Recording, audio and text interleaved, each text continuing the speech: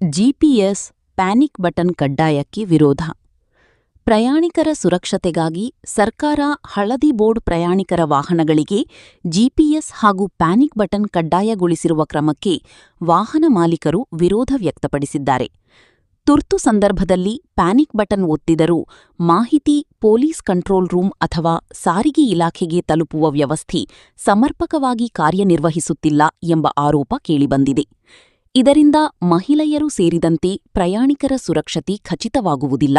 ಬದಲಾಗಿ ಕೇವಲ ಹಣ ಕೊಳ್ಳೆ ಹೊಡೆಯುವ ಉದ್ದೇಶದಿಂದ ಈ ನಿಯಮ ಜಾರಿಗೆ ತರಲಾಗಿದೆ ಎಂದು ಚಾಲಕರು ಅಭಿಪ್ರಾಯಪಟ್ಟಿದ್ದಾರೆ. ಮತ್ತೊಂದೆಡೆ ಒಂದು ವಾಹನಕ್ಕೆ ₹10,000ಗಳಿಂದ ₹15,000 ವೆಚ್ಚವಾಗುತ್ತಿದ್ದು, ವಾರ್ಷಿಕ ನಿರ್ವಹಣಾ ಶುಲ್ಕವು ಹೆಚ್ಚುವರಿ ಹೊರೆ ತಂದಿದೆ. ಈಗಾಗಲೇ ಇಂಧನ, ವಿಮೆ, ತೆರಿಗೆ ವೆಚ್ಚಗಳಿಂದ ಸಂಕಷ್ಟದಲ್ಲಿರುವ ವಾಹನ ಮಾಲೀಕರಿಗೆ ಈ ನಿಯಮ ಆರ್ಥಿಕ ನಷ್ಟ ಉಂಟುಮಾಡುತ್ತಿದೆ ಎಂದು ಟ್ಯಾಕ್ಸಿ ಚಾಲಕರು ತಮ್ಮ ಅಸಮಾಧಾನ ವ್ಯಕ್ತಪಡಿಸಿದ್ದಾರೆ. ಪಾನಿಕ್ ಬಟನ್ ಬಗ್ಗೆ ನಾನು ಮಾತಾಡ್ತಿರೋದು.